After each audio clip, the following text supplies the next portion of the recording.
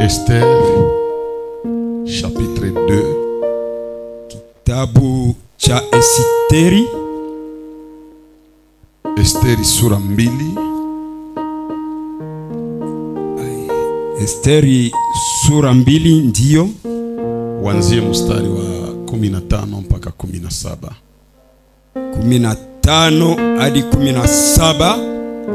Tasoma neno la Mungu katika lile jina kubwa la Bwana wetu Yesu Kristo. Amen. Basi wakati ilipokuwa zamu ya Esteri, binti ya Abihali, mjomba wa Mordekai, aliyemutua kuwa binti yake, kuingia kwa mfalme. Hakutaka kitu ila vitu vilivyoagizwa na Hegai, towashi wa mfalme, mwenye kulinda wanawake. Naye Esteri alikubaliwa mbele ya macho ya wote waliomtazama. Hivi Esteri aliingizwa kwa mfalme Ahasuero nyumbani mwake ya kifalme katika mwezi wa 10, ulio mwezi Tebeti, kwa mwaka wa 7 wa utawala wake. 17 mwisho. Na mfalme alipenda Esteri kupita wanawake wote, akapata neema na ukubali mbele ya macho yake kupita mabikira wote. Hivi akaweka taji ya kifalme juu ya kichwa chake, akamufanya kuwa malkia wa pahali pa Washti. Amina. Amen. Tunaweza ikala na tukashangilia usomi wa neno la Mungu. Njoo kushangilia usomi wa neno la Mungu ile kweli. Yes. Tunasema asante sana kwa mtumishi wa Mungu ambaye pia ni baba na malaika wa maono haya makubwa ya El Bethel Ministries. Mtumishi wa Mungu Reverend Pasteur Pascal Safari, kwa marki ya confiance, upendo na kutupatia tena wakati katika juma hili ili tupate kupitisha muda mzuri pamoja. Na najua mzee mwenyewe aliweka kiingilio na alishatafsiria mambo mengi sana. Inaonesha juu ya la dimension spirituelle d'une faveur divine. Make kiwango cha kiroho cha kibali ya umungu. Napenda hii mada sababu haianze kusema kibali ya watu. Kukubaliwa na watu na haukubaliwe na Mungu ni mubaya. Lakini kukataliwa na watu lakini uwe na kibali cha Mungu, hii ni ya muhimu zaidi. Katika maisha ya kiroho kama vile ya kimwili, usitake kwanza kukubaliwa na watu, lakini taka Mungu akukubali. Sababu hata dunia yote ikukatae, lakini Mungu akikukubali, wale waliokukataa kwa kutaka na kwa kutotaka, Mungu atawasukuma wakukubali na kukuitika siku moja. Yesu aliyetumwa na Baba alipokuja duniani hakutaka kwanza watu wamkubali. Lakini siku ya ubatizo Baba akasema, huu ndiye mwanangu mpendwa, ninayependezwa naye. Na siku ya mlima wa mabadiliko iko na Petro, Yohana na Yakobo, yale maneno yakatokea. Wakati Petro anasema, Bwana, ikipendezwa tukae hapa na tuweke vibanda vitatu, kimoja kwa ajili yako, cha pili kwa ajili ya Musa, na cha tatu kwa ajili ya Elia. Walipokuwa wakizungumza hivi, maandiko nasema utukufu ya Bwana ikashuka na sauti ikasikika kama ile iliyosikika siku ya ubatizo yake, ikisema, huyu ndiye mwanangu mpendwa, ninayependezwa naye. Lakini ile sauti kaongeza kitu yenye hawakusemaka siku ya ubatizo, ikasema, mumsikilize. Maana yake haiko Musa njoo mtasikia, haiko Elia njoo mtasikia, lakini huyu Yesu ndio mtasikia. Bien-aimé, Mungu akikukubali hawawezi sikia watu wengine, ni wewe njoo bataanza sikia, na ikuwe neema yenye taangukia mtu wa imani hii juma katika jina la Yesu Kristo. Geukia jirani mwambie usitake impressione watu tu bakuitike, lakini fanya iwezekanavyo Mungu akukubali. Sababu ukubali wa Mungu ukiwa kwa maisha yetu, hata watu watukatae, ipo siku watatukubali. Kuna wale wanaweza kukataa leo sababu huna pesa, huna masomo, huna chochote, lakini mbingu zikikukubali, hata vile vyote ambavyo viliacha watu wanakukimbia, Bwana anaweza vileta katika maisha yako, na iwe neema ya mtu mmoja hii juma katika uwezo wa jina la Yesu. Nataka tuanze na tuko connecte pamoja juu vitu viende bien. Niguse hii juma vitu 10 ilisindikiza maisha ya Esther kumuletea kibali na neema. Nitagusa vitu 10 au niseme 10 manifestations de la faveur divine dans la vie d'Esther. Leo nianze na introduction, ni wapatie historique ya maisha ya Esther. De son vrai nom alikuwa anaitwa Hadassa. Balijikutana biko Size katika utawala ya Bamedo Perse, Wamedi na Waperesi. Na ilifikia aje wafike huku?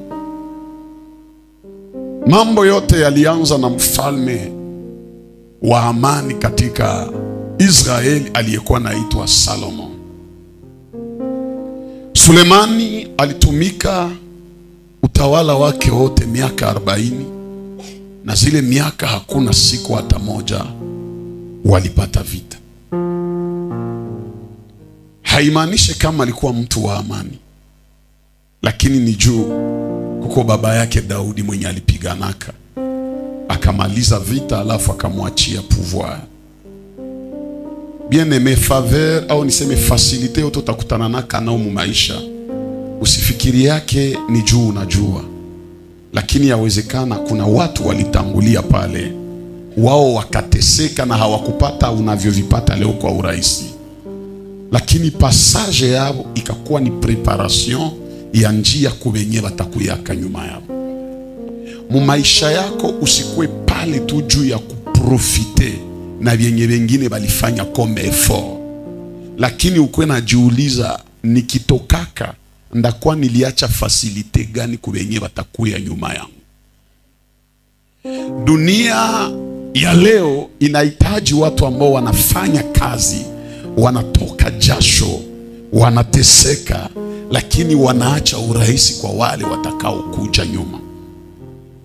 Niongee beaucoup plus na wazazi. Raha ya mzazi haiko kupata vitu kisha kwe naambia watoto yake na nyimu kwe na jitafutia, lakini raha ya kila mzazi ni kupambana hadi akubali kuteseka, lakini afaidike au afaulu. Na kama hakufaulu, watoto wake watakapofika wala kupita, wasikutane tena mateso ya ajabu zaidi ya yale ambayo mzazi alipitia. Raha ya mzazi watoto wake basome bien, bakule bien, basikwe probleme ku societe, na basikwe ba mwizi, lakini balete heshima ya mzazi na heshima ya jamaa. Bwana asifiwe. Na ikuwe neema ya Mungu kwa batoto yako. Batoto yako basikuwake ba maibobo, batoto yako basikwe ba delinquant, batoto yako basilombake, mpaka na wao ushuhudie kama vile Daudi alisema, nilikuwa kijana, leo nimezeeka, sijawahi ona mwenye haki akiachwa, wala watoto wake wakiombaomba. Roho ya kulombalomba kwa batoto yako na itosha. Naomba neema ya baraka na mali itembee nao kwa jina la Yesu. Bwana Yesu asifiwe. Mena kama Salomo anarenye, kama Salomo anatawala, haiko juu alipigana vita, lakini ni juu baba yake Daudi alipiganaka. hakukuwa napigana juu alikuwa expert mkupigana. J'aime une chose, alikuwa anapata victoire juu alikuwa anategemea Mungu. Wanaomtegemea Mungu hawashindwake vita zote zile. Salomo sana anza tawala, malheureusement Salomo akaingia mwereur, akakuwa bwana wa babibi mingi sana. Na maandiko yanasema Salomo alikuwa na 300 concubines na 700 legitimes. Na hii kukutanana na banamuke mingi sana njo ikamuelwanye na Mungu. Nikiongea spirituellement, kuoa mwanamuke ni kuingia na alliance naye. Manake alliance mingi sana zinaachaka tunatengana na Mungu. Haiko kila mtu njo napashwa fanya alie wako. Il y a d'autres personnes asikuwe alie munakuwa nasalimiana kwa mbali. Juu parmi bale banamuke njo mulikuwa mwenye alileta Salomo kwanza abudu miungu. Bien aimé, usitembe na mtu mwenye anaweza fikia kukusukuma mkuachana na Mungu. Valeur yako na ule mwanataka kuachanisha na Mungu alikupendaka juu ulikuwaka na Mungu. Sasa akitaka kutenga na Mungu usiwaza tabakia na weye, atakuacha na utakosaka kwa kukimbilia. Mui dunia hamuna rafiki mzuri isipokuwa Yesu yepeke. Batu yote banaweza tukimbia, lakini Yesu yeye hata tuachaka. Na ule mwenye anakuambia je t'aime, anakuambia mamomo ziko lourd, siku takufa hata zikiwaka na wewe. Lakini upendo ya Yesu kwa maisha yetu, hata kaburini anatufuata na atatufufua siku ya parapanda ili tukae naye milele na milele. Na Muisa Salomo anakosea Mungu, njo Mungu anamtokea anamwambia Salomo, Yesu nafanya hiki, mimi nataka gabula nchi, nitaigawanya. Niko wapatia story juu tujue kwenye Esther bilifika yajikutane mtumwa. Nitagawanya nchi, lakini sitaifanya hii jambo na ungali mzima. Ndaifanya na ulisha kufa juu ya agano yenye nilifanyaka na baba yako Daudi. Mesa mtoto wako Roboamu ataanza ongoza, njo mie Mungu nitaleta schisme, nitaleta mgawanyiko ya ufalme. Na Mungu akisema kitu tautare kinatimilikaka. Siku Salomo amekufa, mtoto wake Roboamu anaanza ongoza. Roboamu akaendea wazee akawaambia, nataka tawala, nifanye nini juu hii nchi taifa wanipende? Wazee wakamwambia, kijana, ukitaka ongoza mzuri, baba yako aliongoza mzuri, lakini ongoza zaidi ya baba yako. Shusha mataksi, sogelea peple na uwaleshe matashe zenye zilikuwa na wasumbua. Ukitembea hivi watu watakupenda na ufalme wako utadumu. Roboamu akasikia shauri ya wazee, lakini akaenda sikia na wajeni. Akaenda mu generation yake, kamwambia, wenzangu, nimeongea na wazee, bananiambia purke nchi iendelee, inaomba nifanye hiki na hiki na hiki. Wazee hawakumwambia bongo, walimwambia kweli. Vijana wakamwambia, mwenzetu, wazee walishazeeka, achana na vya wazee. Onesha hii royaume kama wenjo mfalme. Bakuogope, uwaambie kama vya alitumikisha fimbo, mimi ndabapigisha chuma.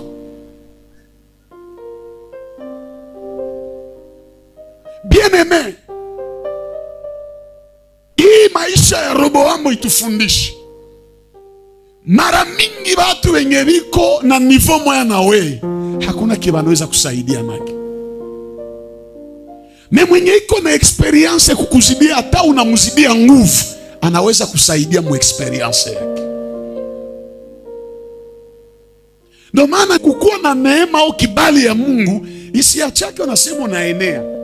Hauenee na Mungu hata kuenezaka mwi dunia. Utaeneaka kupitia kenye mwingine iko nakyo kenye we haukuwake nakyo. Utakufa maskini Kama utakuwa na waza unaenea na unajitoshelea, Mungu yeye peke njoo anajitoshelea. Lakini jua kietuokoa iliombaka afanye maongezi na Maria, abebe mimba yake na kwenda Golgota. Iliomba Simon de Sirene akimsaidia msalaba mpaka Golgota. Wewe hauenee, itika msaada ya watu wengine ili ufike pale ambapo unatakiwa kwenda. Hata katika huduma, tu es un serviteur de Dieu, ta prière ne suffit pas.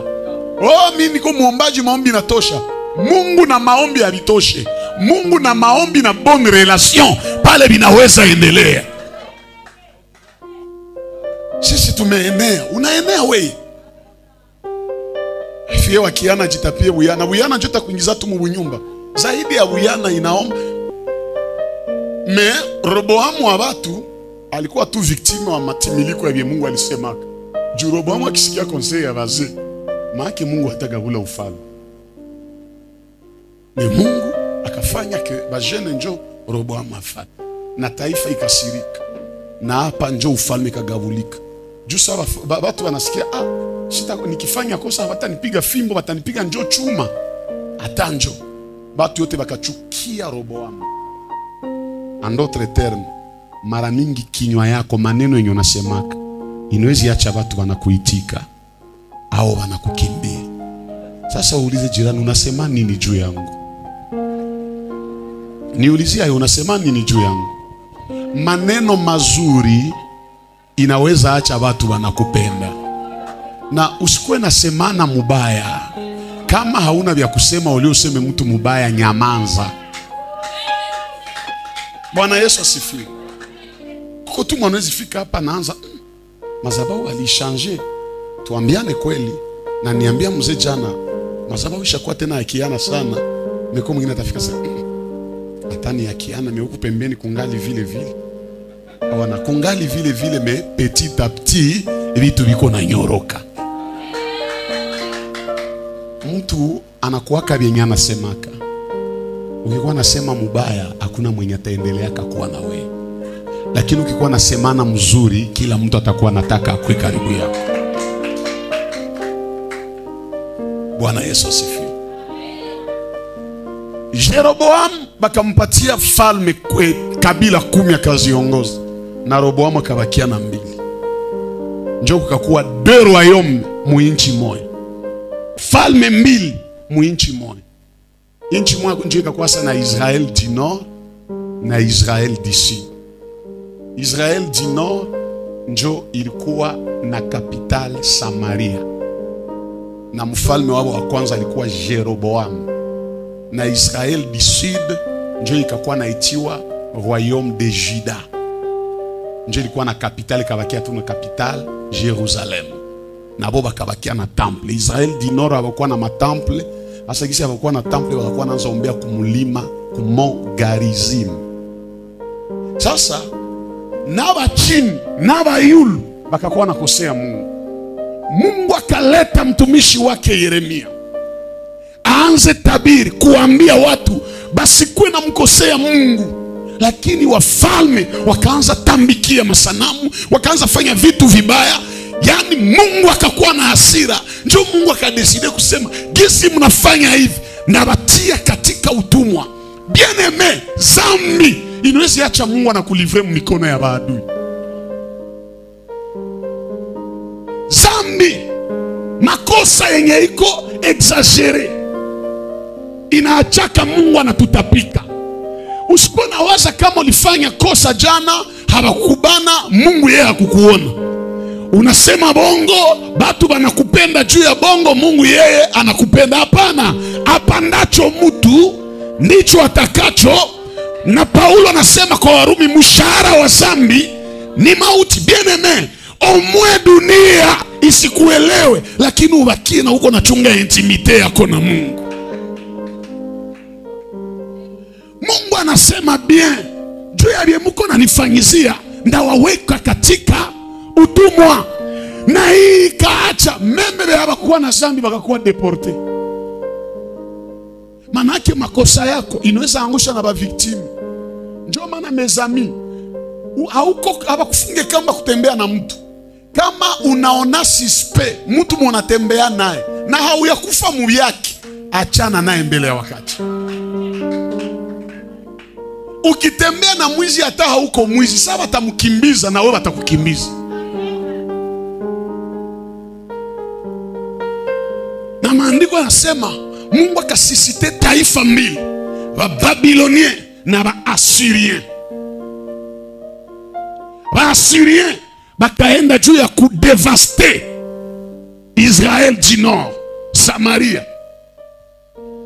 Na wa Babilonien bakakuya juu ya kufanya deportation ya Jerusalem, bakaienvahir. Maandiko yananiambia hivi, Nebukadneza hana Mungu, c'est un païen. Mais juu ya kupiga Israeli taifa yake, Mungu akaita Nebukadneza mtumishi wake. Biblia nasema Dieu suscita Nebukadnezar son serviteur. Nebukadneza ni mulozi wa ajabu. Mpaka mkumbuke siku yenye Shadrach, Meshach, Abednego wanawatupa moto. Si mnakumbuka ile lisolo? Akasema hivi, akabaita mbele watupe, akasema ni miungu gani itawaokoa na miungu yangu mimi? Maana Nebukadneza alikuwa na miungu za mingi sana. Naye peke Nebukadneza ni jina ya moya ya miungu ya Babiloni. Ni Mungu anaitika, mwenye ni mulozi ageuke mtumishi wake juu ya kupiga taifa yake. Bali mkosea. Hakuna zarau sagisi mwenye wewe unapaswa tawala, ndio mwenye kutawala. Na ukifanya zambi wenye ungetawala, Mungu anafahamu kutawala. Kuko sio unashtukia yako umesema bongo na unaanza kujiuliza hii bongo nimeisemea nini? Zambi ya mubaya ni nini? Ni ile yenye unafanyaka ya makusudi. Unajua neema iko. Utakuwa nalia neema iko, haujui siku utakufaka. Inaweza fika mtu anaanguka muzambi, lakini kubakia muzambi ndio inakuwa mubaya sasa. Pale uko unakosea Mungu juu ya kutafuta furahisha mtu au kuapeze kolere ya mtu. Omwe kolere ya mtu ipande juu yako, mekolere ya Mungu isipande juu yako. Eske tuko pamoja? Na Nebukadneza njoo akakiasa babeba ba mingi Yerusalem, akabeba ababogare bote abakuwa na bahati. Bote bakabeba. Ba jeune fille ya Kiana bote bakabeba juu baende kwa watumwa na bakwenda kwa viole. Ba garçon na watu ya kutokea mafamili noble bote wakashuka. Batu ya nguvu, ba forgeron, ba plombier, bebanweza nyangula vitu ya nguvu bote bakaenda. Biblia nasema seme Yerusalemu ukabakia tu vilema na watu ya ovyo ovyo. Ona, manake habashambulie wa ovyo ovyo, habapigie vita mwenye hana nguvu. Ukionaka tu maisha hakuna mwana kupiga vita, hakuna mwana kufuatiliaka, ujue tu hauna wa maana. Me mtu wa maana, kama unaonaka ba mtu mingi banakusumbua, hauyakuwa na vitu ya grave me banakusumbua, ni juu mwe muko germe ya kitu kia maana. Mtu mwenye ana valeur batampiga vita kunini? Wote wakabelekwa na huku njo kwenye ba Esther bote baliendaka. Esther alipelekwa na ngali mtoto, na utumwa hili kawia juu lifanya 70 ans. 70 ans ya captivité. Manake na kwa balizaliwa muile ile utumwa. Maandiko yanasema ufalme ya Babilonia imepita. Beba na bakeri kwa tumika ni ba Medo Perse. Ukatokea mwingine mfalme mwenye alikuwa na tawala, alikuwa anaitwa Asuero. Asuero saiko na tawala. Hapa maandiko yanasema kulikuwa mwanaume moya jina yake Mordekai. Huyu Mordekai alikuwa naye katikati ya Wayahudi, na alikuwa mtoto wa muyomba ya dada mwa jina yake Hadasa. Sasa baba yake na Hadasa akakufa. Wakati anakufa, yeye na Mordekai ni bakuzin. Meju Mordekai alikuwa kuzin wa kukomala wa baba, akaadopte kuzine yake, akamwambia hautakuwa tena kuzina, a partir ya leo unakuwa fie wangu. kitu mimi nakipenda hiki. Wote ni watumwa. Na ukisoma maandiko, Mordekai malgré alikuwa esclave, alikuwa anasimama kwa mlango. Tena mlango ya nani? Ya mfalme. Manake alikuwa na kazi. Na hii kukuwa na position ya kazi, akaona hawezi acha ndugu yake ateseke, lazima amsaidie, na moyo ya kumsaidia ni kumuadopte. Bien-aimé, ndugu yako ni mwenye anawezaka kukuelewa wakati uko mkipindi ya nguvu, hakuachilia. Wako haiko mwenye anajitapia we sabi tuliko bien. Lakini wako meme sabi tu binakatala. Wakati yenye watu yote wanaweza kuacha, yeye hakuachaki. Yeye anakusogeleaka na analeta msaada kwa maisha yako. Mardochée akaadopte kuzine yake Esther na akamfanya kuwa binti wake na akamuikalisha mnyumba yake. Huyu Esther hana baba, hana mama, lakini juu alikuwa tu na moyo mwenye naamini ni Mungu wa kwao, Mungu nakamletea mtu mwenye atamuelewa. Bien-aimé, kosa watu lakini usikose Mungu. Juu ule Mungu ndio anatuletea kama mtu wa maana. Na Mordekai akaanza fundisha Esther vyote vya vinahitajika juu ya kwao. Hapa hayaitwa Esther mwabo, biko na muita Hadasa. Kukatokea kitu moja katika ufalme, na hapa njo pointi ya kwanza ndagusia leo.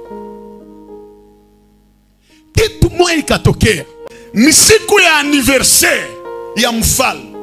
Ile wakati ufalme ilikuwa na 127 provinces mdunia yote. Ilikuwa nazunguruka Asia mpaka ikafika na Ethiopia. Maandiko inasema mufete baka lewa sana, na mfalme aliita barafiki yake, bakonseye na bazee, na sana aliita na wafalme wa nchi nyingine. Kisha bakasema, mfalme utuoneshe bibi yako na utuoneshe urembo wake leo, apite tuone buyana yake. Maandiko nasema Vashti akakatala pita, na mwile Vashti kukatala piti kaonekana kiburi, ikakuwa mal interprete. Njoba akasema mfalme afanye haraka, muichi yote achagule malkia mpya mwenye atagombola Vashti. Kumbe kibali ya Mungu inawezi acha beba alikuwa kutron wafanye makosa juu mwenye alikuwa enkoni atawale. No, narudilia. Kitu ya kwanza inasindikiza kibali ya maisha ya Esther ni nini? Mungu iko naye, anaweza permettre benye habana droit ya kutoka kuufalme batoke purke ba Esther baingie. Bien-aimé, neema ya Mungu ikitembea na we, itakuwa na sukuma wengine wafanye makosa juu wewe ukamate fasi. Ndio maana hata uyabarikiwa, usilie, bakia tu na Mungu akushushie kibali yake. Kibali kikuwa, itaacha mwenye iko kuposte yako atafanya kosa na wewe unairekipere. Na mimi naitangaza mu 21 jours, kila okipa wafasi yako aanguke mkosa yenye tamfukuza na wewe uingie pale. Nani mtu wa imani aseme amen zaidi ya jirani? Unavyosema amen, na Mungu wa maono aingie fasi yote kwenye kuko destiny yako. Mungu afanye baokipa ya fasi zako baingie muere na wewe uingie pale. Tena notebie, ukiikala hakuna mwatakutoshaka. Tangu munasoma Biblia mulisikia walishanjaka Esther. Kumbe neema ya Mungu ikunyanganyia poste, hakuna mwatakutoshaka pale. Dada yangu, neema ya Mungu ikikupa mwanaume, hakuna mwatamchezea kako. Ikikupatia maisha, hakuna mwenye atakunyanganyaka hayo. Mungu afanye bavasti ya maisha yako wafanye ere, na wewe kwenye uko nateseka uikale kwa jina la Yesu. Asi mnajua kama jina ya Esther alikuwa naombele jina yake nani? Niliwaambia Hadasa. Mnajua maana ya Hadasa? Maana ya Hadasa inamaanisha malkia, rene. Maki alikuwa rene mwenye hana mfalme. kumbe uko tu mfalme mwa hivi mwenye iko okipe. Uko mwenye anaweza kuiko na okipe, kumbe ni mpita njia. Mewenjo takuwa okipan wa kukawia siku zote. Kunaweza kuwa mwenye ni bayere sai, kumbe ni okipan tu ni vashti. Na we lokatere yake wenjo esta. Mungu tu atafanya formule mwa hivi anashtukiko mkriz na wenjo nauza ile fasi. Kila mwenye anakuwaka na reva ya kukuwa na nyumba ya bien, mina kuruhusu uende kanyaga pale udeklare kwa imani, kwa neema ya Mungu, hapa ni kwangu na Mungu ataifanya. Tuko pamoja bandugu, tuko pamoja. Aseme Vashti akafanya kosa na wakaambia mfalme aharakishe, afe mbio mbio, achagule malkia wa kumu succede Vashti. Sikia sa kitu ya pili mimi napenda. Maandiko nasema akaambia mfalme condition. Fie mwenye utachagula akuwa wa mfalme. Maki asiwe mgeni, akuwa wa akuwe wa kiana. Tena habaseme wa kiana tu kusura. Bel détail et de figure. Ya tatu, ata akuwe bel détail et de figure, akuwe vierge. Ça c'est très intéressant. Mais dunia ya leo bakiana mingi ni bikoropo. Mungu akukupatia buyana juu kila mwanaume akuwe na kuchezea. Bien imekuwa na chunga ubikira wako. Na mlangage biblique, ubikira ni maisha ya utaua, maisha ya sanctification. Kwa na chunga sanctification yako, ile ni valeur, ni vertu. Inaweza leta raha ni fie wa kiana naogopa Mungu, rembo iko, tae ya mzuri na angali vierge. Meba leo bo mimi najua ba vierge biko. Na huko wengine benye biko tena ba vierge, bashako ba vierge ndani ya Yesu.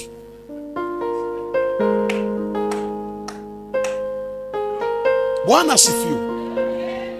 Ilikuwa parmi ma condition 1 bakwe bakiana tae na sura bipite.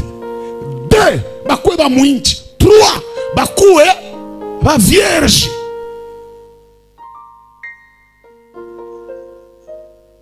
Bien aimé, virginité ni kaverti kenye kanaishaka sona ingia mwako, lakini kanaachaka na mwanaume anakuwa na kuheshimi.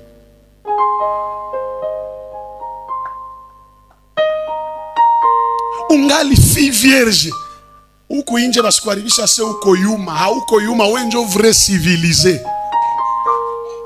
Yuma ni mwenye anaweza kuwa na gabula mwili yake kukila mwanaume. Ile mwili yako ni hekalu la Bwana, usiitike kila mtu aicheze. Chungayo. Mikono inakuwa kidogo kwa dada, iko sami nagusa vya kubakwaza. Mimi narudilia kama huko tena vierge, huko vierge katika Kristo, unaishi maisha utakaso. Esther n'était pas la seule vierge. Alikuwa vierge parmi la vierge wengine. Mesikia kitu mimi napenda. Aseme wakati yenye biko nafanya selection, Mardochée na skile habari akaongea na Esther. Esther, tante pima na wewe ingie mu list. Esther hakukatala.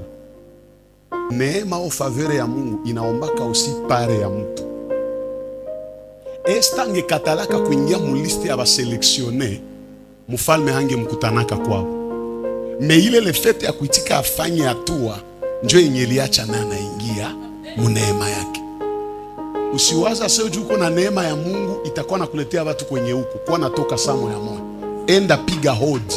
Kuko fasi ingine huko na neema na kibali ya Mungu. Uende sasa, ile kibali njo itakufungulia njia. Measebi itakukutana kwenye huko. Na watoto ya Israeli sasa walikuwa mjangwa, Mungu anawashushia mana. Hakuna mwemane ilifika kwake. Mane ilikuwa naanguka mjangwa, inaomba wenjo utoke mwako asubuhi, unaenda ilogota kwenye ilianguki. Meona sema sisi tunaomba Bwana atatuletea vyote hapa. Utakufa. Bilifanyika tu limoya. Njo Mungu anaambia Elia uende kutorande Keriti. Juu niliordone makorbo zikuwe na kuletea. Manake nawe Elia, meme si nimetuma korbo, ilifo ukue kwenye itakuwa na kukutana. Juu Elia hakutokea Kerit, Elia alitokea Tishbe. Juu wanamuita Tishbit. Alitokea Tishbe, ku village ya Tishbe. Wakati anatokea kule anaongea na mfalme Samari, ndio Mungu anamwambia, "Gisu umefunga mvula na njale itapiga, wende kutorande Kerit. Pale niliandaa kunguru wa kulishe nyama na mkate asubuhi na magharibi." Elia angeambia Mungu, "Na usinifunga mvula, sulete bibombo hapa." Mungu atamwambia, "Sikupatia kibombo kode ya kwenye huko. Niliambia kibombo kwenye itakuwa na kukutana hapana hapa." Mewe unasema, "Mungu niletee vyote." Malgré neema, kama bangana kusomesha enda soma. Haujui vyenye ile masomo inaweza kufungulia. Ukipata wakati ya kutisema bonne relation, enda. Acha mafiero sikia yake kufa na uko na neema. Ba mingi baliala na neema ya Mungu lakini wakakufa ba maskini juu baliwaza neema itabaletea vyote. Neema inaweza dispose vyote. Meni wewe kubiendea sasa na ubikamata. Petro balishaita Yesu fantôme, si mnakumbuka ile lisolo. Kizimu. Yesu anasema msiogope ni mie. Kisha Petro anatoka mbele kizimu anasema, "Kama ni wewe Bwana, ruhusu nikie na niko natembea yule ya mai." Yesu akamwambia Petro, "Kuya." Ni neema kutembea yule ya mai. Me Petro akusema, "Juu ni Yesu njoo ananiita, acha nisimame kisha mai yope ketanibeba." Unaweza simama na unabakia fasi moja. Kusimama hayo kutembea yule ya mai, ni kusimama yule ya mai. Kutembea yule ya mai ni kupiga hatua. Haiko Yesu njoo atakupigia hatua, ni wewe peke njoo utajipigia hatua. Sasa kisimina semaka, Mungu anaambia Adamu na Eva, "Zaeni mkaijaze." Siku tu banaumbiwa, Mungu anawapatia ruhusa ya kuzala. Me Adamu anachunga mpaka zambi inaingia na haba ya zalaka. Haki. Adamu angezala ile wakati Mungu alibabariki, shetani angebangushaka. Juu shetani aliendea nani? Eva. Eske Eva angeacha mtoto mwiko na nyonyesha? Juu asikia shetani.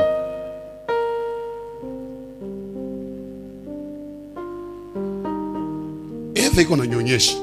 Kwa mfano kwa nyonyesha Kaini au Abeli. Kisha nyoka sasa niko na vya maana vya kuambia.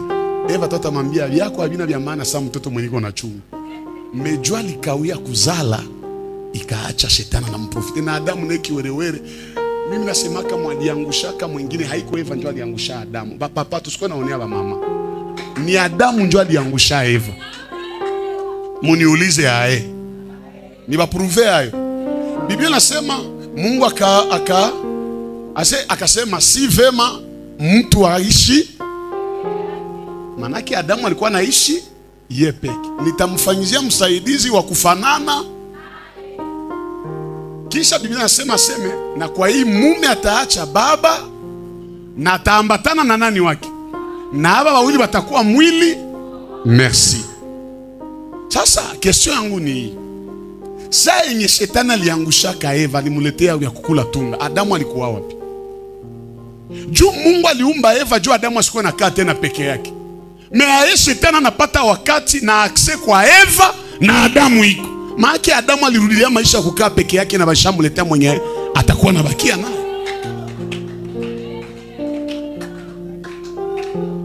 Angekuwa pale, angeambia Eva, "Usiitike, ile ni piège." Sijui kama unanielewa sasa. Ndio maana wakati yenye Eva napatia Adamu hakuweza katala, jua anajua ningekuwa hangeanguka. Megisi sikukua, basi acha twende naye hivi.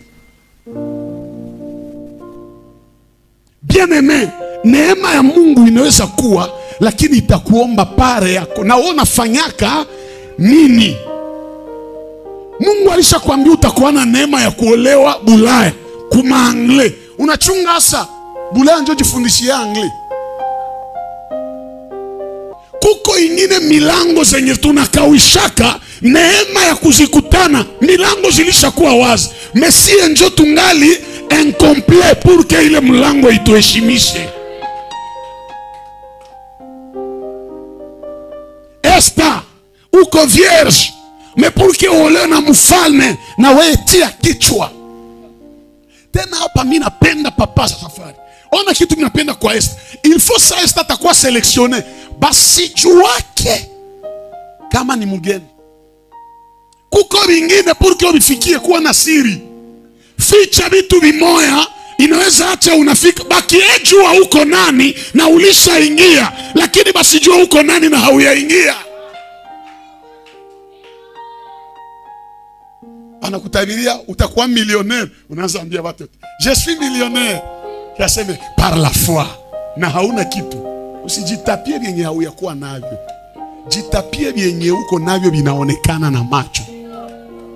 Yesu mwenzako anaweza jitapa, mimi ndio mkate ya uzima, na mkikuwa na njala ana multiplier mikate. Banafanya selection. Bakisha fanya selection, Esther naye anapita mwenye walikuwa selection. Menivuki kidogo. Muile selection Esther ndio akatoka champion.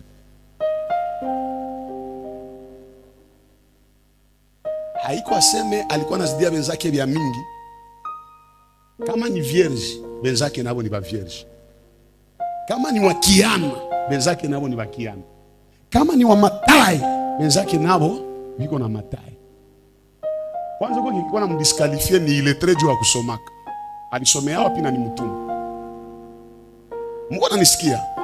Mekitu moya kenye kilimpatia neema ya kukubaliwa odela hivi vyote vyenye alikuwa navyo ni ile kibali ya Mungu ilikuwa anatembea. Ndio maana nitie hii mstari kusema hivi. Neema inaweza kukutosha mwenye mko nabo sawa sawa. Nyie wote mnaweza fanya vya sawa. Neema inakufanya tofauti na wenye banajikomparaka nawe. Inakufungulia mlango yenye ni ya watu yote, mebatu yote na bakatala, wewe njoo inakubali. Bien aimé. Hii neema yenye natembea na Esther, hii kibali haiko ya kuvote Esther.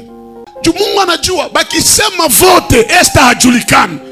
Juu iko tu na ndugu yake Mordekai. Na wale wengine bakifanya vote banaweza pata bandugu bakuba vote.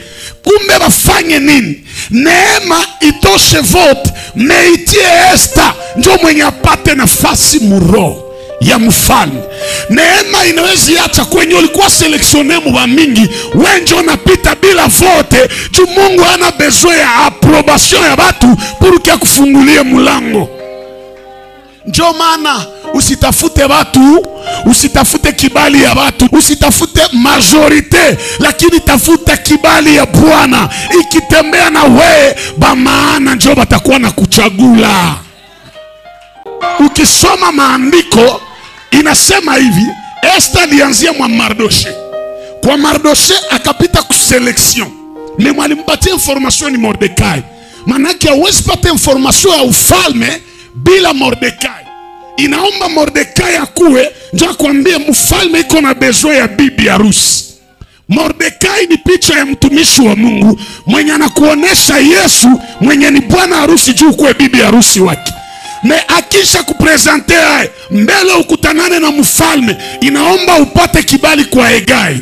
Japo Hegai atakupatia vitu mbili. Atakupatia mafuta ya manukato, na ya pili banakupakala maparfum. Bali kutumikisha mire na wakatumikisha maparfum.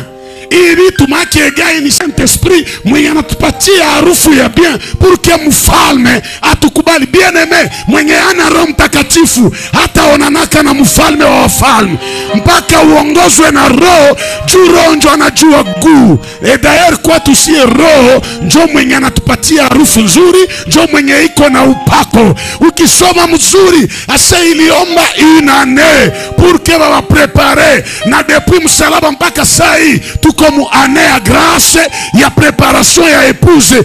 Parapanda ikilia ndio manonona saa Esther alifika kwa mfalme, yeye ndio akakubaliwa. Mie na wewe ba Esther. Esther alikuwa mgeni lakini yeye ndio alikiamaliza bunyumba. Na mie na wewe kanisa tulikuwa wageni muneema. Neema ya Bwana ikatuangukia na itaacha tunamalizana na Yesu mpaka mbinguni. Bwana Yesu asifiwe. Bwana Yesu asifiwe. Kama Esta alipata ile neema, manake mimi na wewe tuko ba Esta. Tushike ile neema. Kila siku nadhani Esta alikuwa anajua nikikuwa hapa ndashika sana hii nyumba juu niliipata kwa neema. Bien aimé, kuokolewa uliokolewa kwa neema. Shika sana wokovu juu kirate ni moto ya milele na kuchunga. Ndio maana mtu asikutenge na upendo wa Bwana. Paulo anasema ni nini tatutenga na upendo ya Bwana? Njala isiacho na traire Mungu. Bitu ya dunia isiacho na traire Mungu. Banana naye. Hii neema ilifanya ke Esta mselection ya bamingi apate kibali kwa mfalme. Na mimi nakuombea upate kibali kwa watu wa maana. Njoo neema ile natukutanishaka na watu wenye hatukusomana hapo fasi moya, lakini na bafanya ba partenaire yetu. Mungu anaweza fanya mwenye hakujua kutetemekea. Anakutanisha tu na chef, na chef anakutetemekea. Mpaka ilifika wakati maandiko yanasema kila mtu muba vierge alikuwa na siku yake ya kukutana na mfalme. Mungu ananisikia? Bandugu, Mungu ananisikia? Kila mtu alikuwa na turu yake ya kuonana na nani? Na mfalme. Maake wote gisi walikuwa naingia, walikuwa na neema ya kuonana na mfalme. Me habakupata neema ya kubakia na mfalme. Maake kwa wanapata audience. Audience na bakutanisha na bakubwa, me banarudia mu maisha ya zamani. Me neema yenye ilisindikiza Esta haiko ya kumkutananisha na bakubwa juu bamuache. Me ni ya kukutananisha na bakubwa juu babakie naye. Esta zamu yake nafika. Anakia onana na mfalme. Asa jua nini nimemwacha abakie? Yana bakia sa vile bandugu yake na Esta. Tuko pamoja. Bandugu tuko pamoja. Esta nakuya yenjo Esta malgré ni mugeni, menyuma yake uko Mordekai mwenye iko muinvisibility. Mwenye hawawezi sema esheke ya Esta inaacha ba Mordekai bashindi. Na reisite ya Esta ni clear reisite kwa Mordekai. Bien aimé, ukijua kama nyuma yako uko wana kutegemea, usikuwe nafanya vitu vya vitakushindisha. Kwa na hakikisha una reisir juu reisite yako njo sirvi ya benye banaweza kuwa nyuma yako. Kule mbele, saa yenye Hamani anasimama, juu aanze taka haba bakufe, yeye iko natafuta kukufa no seulement ya Esther mais ya bandugu yake. Akiua hata Esther, banyuma yake bote abange survive. Mbele uwe mtu au mchafule, angalia kwanza responsabilite yenye iko nayo. Mbele usimame juu ya kubomola mwingine, angalia muzigo yenye iko nayo. Peut-être we hauna responsabilite, mais yeye iko na wenye banamtegemea. Kama hauna uwezo ya kugaramia beba namtegemea, usimfanye mabaya. Juu kubomoka yake ni mateso ya beba na muwaziaka, banamtegemeaka, banamuangalilia. Njo Esta sana kuya nizamu yake aseme mfalme sana muone. Ya kwanza mfalme anamupenda. Ça c'est la première des choses. Apare kumupenda, ya pili mfalme anatosha kuroni ya ufalme anamuvika. Isitoshe ya tatu akapata kibali kwa macho ya mfalme. Bien aimé, Mungu akikuinua manake anakufanya kanale ya wengine kuendelea. Hapana wale wanabarikiwa wanasema hamutakula kubyangu, mnajua vile nilitesekea. Ulivitesekea juu wengine bakie pata facilite kupitia weye. Usibarikiwa wake juu we peke njo uvume. Chomeka wengine nabo bapite kupitia weye. Nataka ugeukie jirani mwambie bwana, ukikula na mimi nipatie juu niko njala. Anamwambia na mwambie ukibarikiwa kwa njia yangu na mimi nijichomeke nipite. Meba leo unatapita yepeke anafunga njia. Unaweza fungulia mwenye ni wako mlango, mwenye haiko wako, mwenye adui wa wako njoo muufungie mlango. Meba tu ya leo kwa mwenzako angepata seyi pale ule njoo naona muii goma yote. Tena chose grave papa, banawezi kuwa na waumu me habapende wengine baendelee. Maana wewe ndio unakuwa mlozi wa wenzako na unaombaka. Usa jirani mwambie takia mwenzako aendelee. Merci wa dadangu. Mwambie takia mwenzako aendelee. Mwambie taka maendeleo ya mwenzako. Taka ushuhuda ya mwenzako. Mwambie kuwa njia ya baraka kwa ajili ya wengine. Simama kwenye huko leo ni kusalimiana, tutaendelesha kesho. Bwana tubariki magharibi ya leo. Na ushangilie basi baraka yako ya magharibi ya leo.